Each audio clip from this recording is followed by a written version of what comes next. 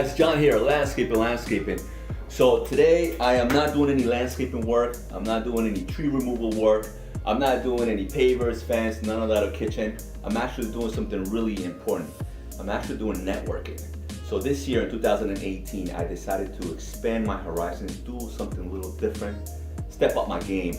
So I started knocking some doors of some entrepreneurs, and I got with me today Mr. Valladares. What's up, man? What's going on, Johnny? Doing good, man. Doing good. Hey, listen, thank you. Now. Yeah, we're trying to, man. We're trying to step that game up, man. You know, and what I want to do now is I want to share information with the followers, man. We have this nice platform over here, which is Instagram, YouTube, Facebook. So I want to actually give. You know, we want to give that info, those solid, good info that help us out move ahead as far as closing deals, as far as getting deals. But before doing that, I want the followers to know you a little bit more. So tell me exactly what you're doing right now as far as business. Well, pretty much I started this company quite some time now. We in the credit repair business. I mean, we've been doing it for approximately 5 years. It all started with real estate. When you come in and figure it out that you're trying to do a loan or you're trying to sell a home, you know, most of these people have bad credit. So right. I figured, you know, I started referring to potential companies where they were not doing the service. And I'm all about the service. You know, your client got to get service 100%. First comes in, second comes in, and I come last. So that's when I get paid. Right. If I provide a great service, I get paid. But if I don't provide it, I don't get paid. So that's when I started. I would say about 5 years ago now, I started with the credit repair company. Credit repair, this is what you're doing now. So my first question to you is this, man. When was the first time you became an entrepreneur? Meaning that when you decided to go by yourself and you realized, hey, this is good for me. I like this being independent. When was the first time you did this? I started when I was 10 years old, working at a supermarket. Actually, I was not even 10 yet.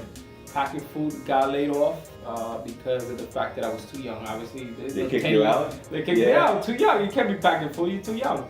So what I started doing, I go outside. I said, you know, I need a job because I like the cheese fries in the school. You know, we didn't have enough money to buy cheese fries and cheeseburgers at school. So I figured, you know what? Let me start bringing the bags to the cars for free. I wasn't charging. It was for free.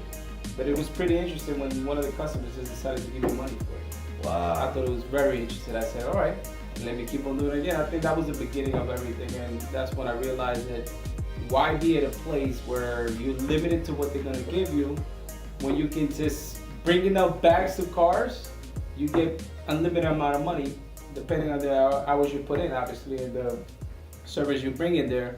And then I started realizing, wait a minute, let me sell them something else.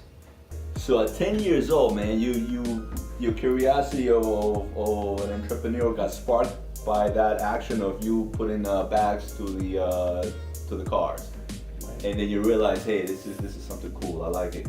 Right. And then from there, you just went on. I think after that, I felt like it wasn't comfortable. I worked at Burger King, worked at Old Navy, I worked on all these corporations, big corporations, where you know you would get paid $6 an hour. For a lot of young people, right. It was a lot of money. But now when your check came and it was $93, and after you spend, I think at that time it was like 15 hours was the limit because of your age. Yeah.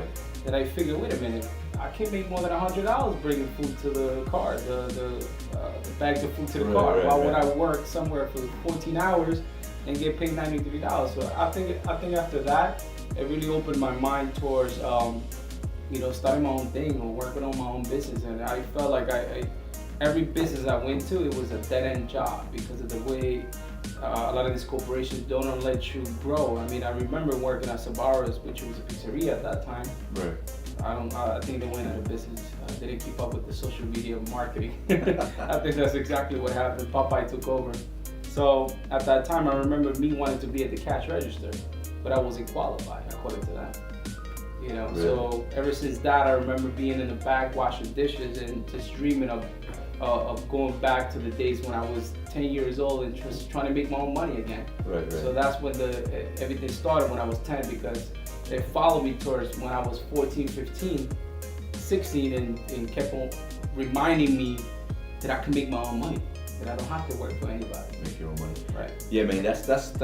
I think it happens to a lot of guys that go independent, have that taste, and then try to go back to be a wage earner, which is, there's nothing wrong with that, man. You know, you have a secure job, you have a secure paycheck, but you limit it. You know, you limit it to time, you limit it to money. You know, and that's something that if you already tasted that freedom of, hey, the more I put in, the more I get. You know, it's going to be a big difference there. I mean, I think, John, a lot of the new generation, I still consider myself one of the new generations. I mean, the whole 9 to 5, I think a lot of people is really, not happy with it. I think everybody wants to have freedom, and the only way to have freedom is really going on your own. It's not easy, a lot of people don't like to talk about, going on your own, and they say they're happy in what they do, but in reality, they want to have that freedom. They want to be able to travel in their own time. It is tough, man. It is tough because let's say you've been on that grind 9 to 5, and that's your security. Now you never really experienced that freedom before. To make that leap is very scary. Right. Wait a minute. So I'm not gonna have a paycheck next week if I don't close any deals. Right. Next question I want to ask you is this: now that we are in 2018, man, it's a different ball game. Technology is moving forward really fast. We have all these cool platforms of social media. When did you get involved with social media? I think everything started because I started doing a lot of marketing on TV and radio. And I remember one time I got very curious because I remember being in Univision, the Latin channel. We used to get over 100 calls per show, right? It was $3,800, a contract of like $50,000 contract to be able to be there. To get 100 calls, I thought it was pretty expensive. So I asked the question, how many viewers do I really have? And came to find out it was only like 1,500. But that converted to 100 calls. Right. And to me it was pretty interesting. Okay, we reached 1,500 people. Sounds like a lot. But then I remember one time posting something on Facebook and getting like 400 for free and converting it to one lead after that. I thought it was more than the 3,800 or 3,500 I used to spend in the market. Yes, I would get 100 calls, but it didn't mean I closed 100 calls. Right. And it cost me $3,800. So you do your math how much money I really spent per lead. And then I put this video on Facebook and I get 400 views. I get one closing, but it's free. That's 100% big profit. Difference. Yeah, man. Big difference. 100% profit. So it got my attention, and I think I started posting more towards the real estate side of the business that I'm in now. But I think everything started when I started, I'm a very car guy, as you know. I think this guy has some cool cars, bro. He has a Lambo R8, he used to have an R8. You have a Lambo Maserati. What's next, a Tesla? No, he doesn't like Tesla. He doesn't like Tesla. That's electric, man. That's electric. We need the engine, American muscle. So I think everything started with with one of the exotic cars that you just mentioned. I think it was the R8 when I really started posting.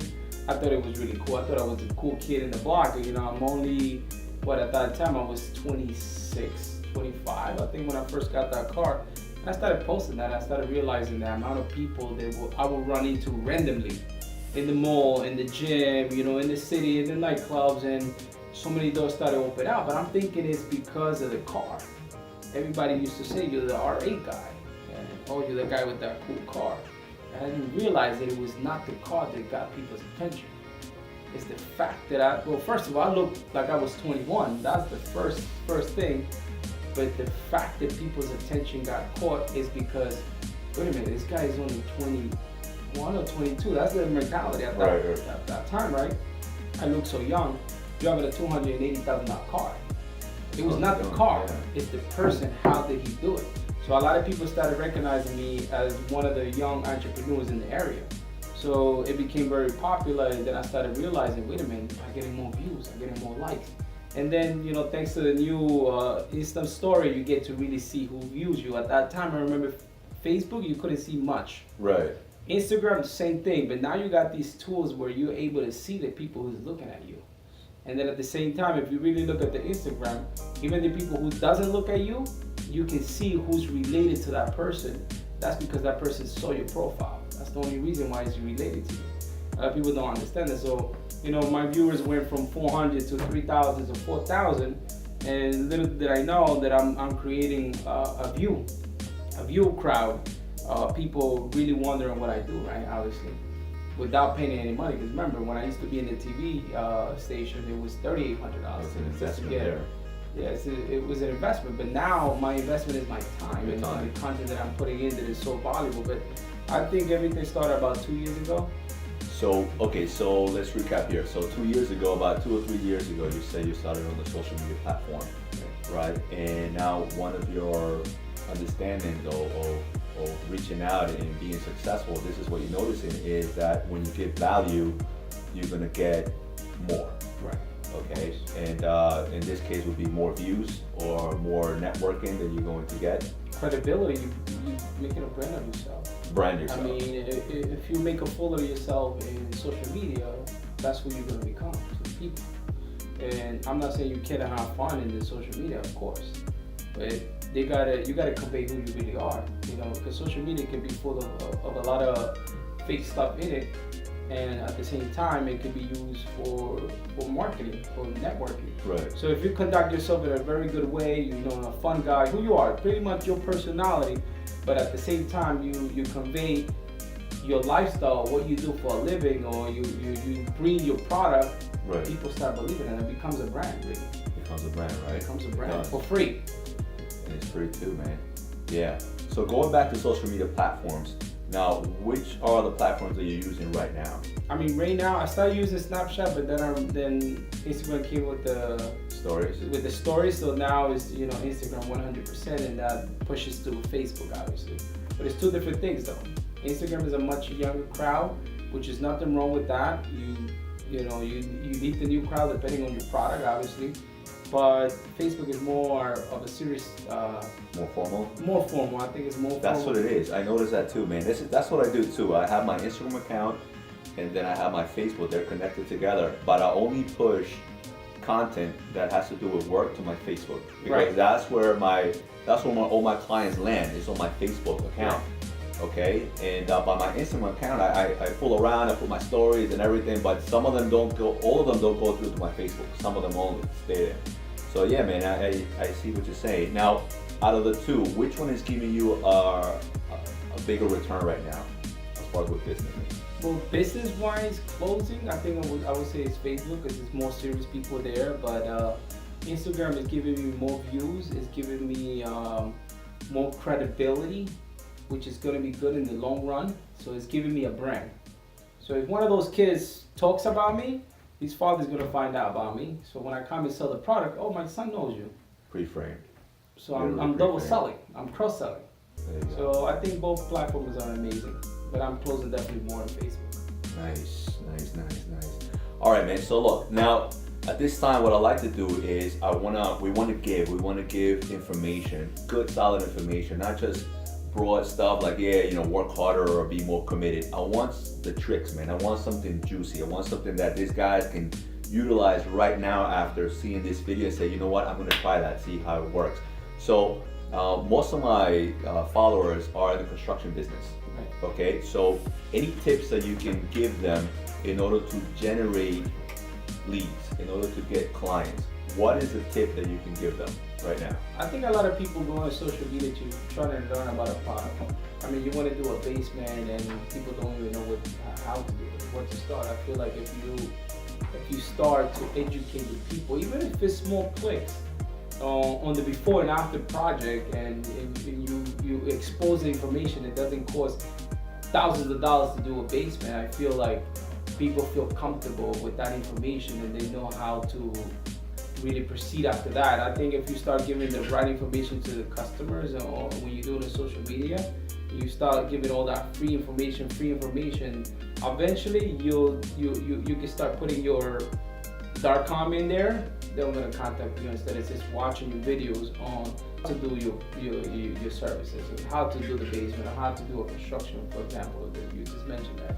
I think eventually people start to contacting you, because why would they want to go anywhere else? You've been the person who's giving that information for free. They feel like they owe something to you at that point.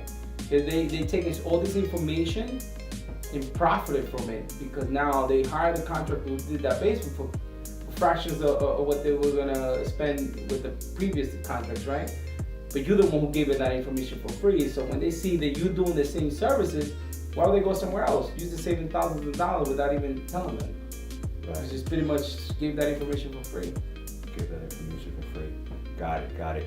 All right, so give that knowledge. Don't be shy about it. Don't be thinking that, hey, you know, the guy's gonna walk away with your secrets and he's not gonna call you. Just give that info and you're gonna get that in return.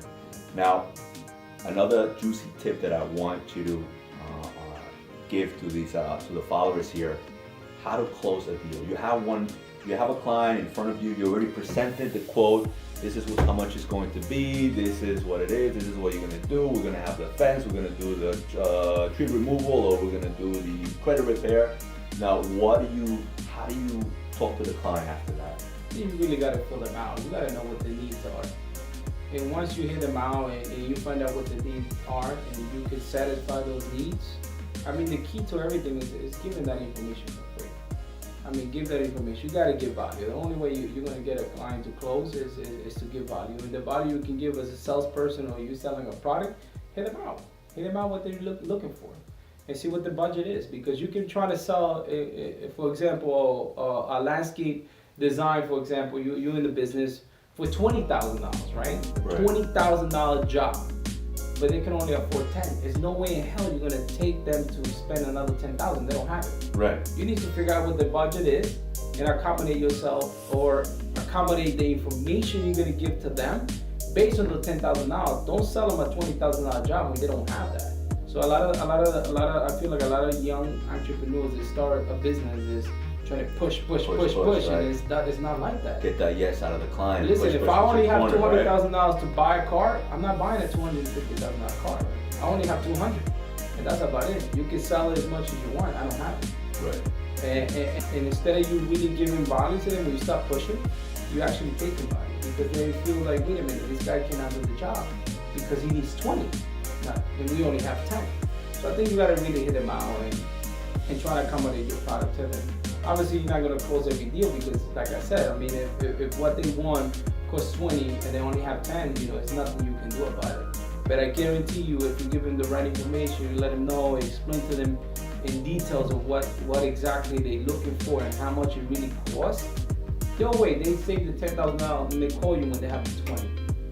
And you don't have to give discounts. Never give any discounts. No discounts either, man. No, I don't like to do that either, man. Yes, I agree with you on that. When you buy a Lamborghini, you don't ask for a discount. No. You're buying the best product out there. It's the same thing. That's right, man. Never settle. No, don't give you discounts at all, man. Don't do that. And I think that you said something important, man. Listen to the client, fill them out. That's something important. Not pushing the corner to the client. Also, back in the days, we used to do cold calling for mortgages. I remember doing that, man. Hey, what's going on? Yes, your interest rate. You know, those kind of pushy stuff. I used to do that. You know, but then again, I came to learn that, hey, wait a minute, I don't want to corner the guy here. I want to fill him out. I want to listen first and find out exactly what they're looking for and see if I can meet those expectations. Yeah. Right, of course. So they can come back in the future as well.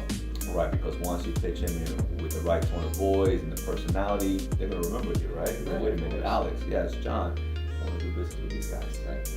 Mr. Valladares, thank you very much, man. I appreciate it, man. Thank you, man. Thank you for your time. You're busy, man. I know you are.